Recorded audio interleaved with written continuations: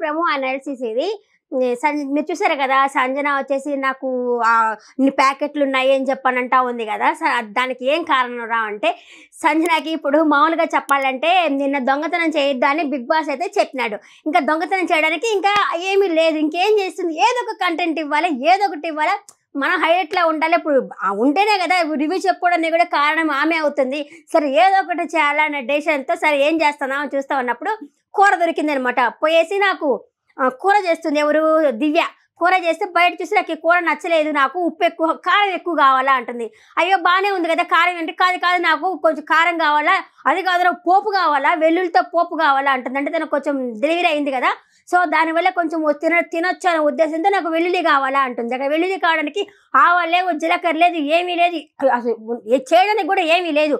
ఇవి లేవు, మనకి వచ్చిన తర్వాత చేసుకుందాము అనేసరికి కాదు నాకు ఉత్త పప్పు అయినా కావాలా, అది కూడా కొంచెం కాదు పెద్ద గిన్నె నిండా కావాలని అడుగుతుంది.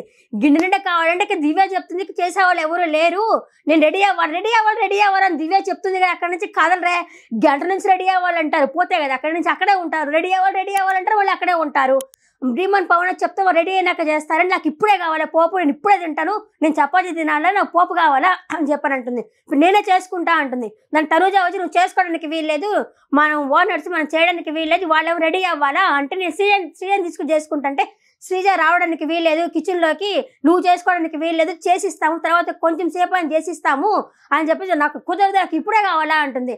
మేము లోపలికి ఏడుపు స్టార్ట్ అవుతుంది. ఏంది నాకు కూరలు చేసివ్వరంటే ఇంక ఇమ్మానేరు మధ్యలో దూరి చేసి ఇచ్చేయచ్చు కదా పోపు అంటే, అక్కడ వస్తువులు లేవు ఎట్లా చేయాలంటే కందిపప్పు ఉంటుంది అనమాట.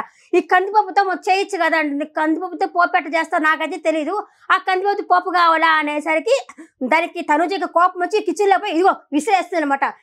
అని చెప్పి అంటుంది. విసిరేయలేదు ఇలా అంటుంది, దానికి హట్ అవుతుంది. అటు విసిరేస్తావా, నేనేమైనా అడుగు తినేలా కనిపిస్తున్నా, నేను ఒక ఓనర్నే కదా, నాకు అంత హక్కు లేదా అని స్టార్ట్ చేసింది సంజన. దానికి తనుజ నెమ్మదిగానే సమాధానం చెప్తాను, చేయని చెప్పలేదు కదా, మొన్న కూడా నువ్వు చెక్కి రొట్టెలు కావాలంటే ఇచ్చాము, ఏ రొట్టె కావాలన్నా ఇస్తా ఉన్నాం కదా, నువ్వు అందరికీ పెడుతున్నావు కదా అనేసరికి ఏంది చెక్కి రొట్టె ఇచ్చారంటావా, ఈ మాట తనుజ అనకుండా ఉండాల్సింది. ఈ చక్కెర అనేసరికి అన్ని ఇచ్చారు, షుగర్కి అల్లడు అడుక్కోవాలి, నేను వచ్చి వంటగా నేను ఎందుకు అడుక్కోవాలా, నాకు చేసుకోవాల్సిన హక్కు లేదా అని తనుజ స్టార్ట్ చేసింది.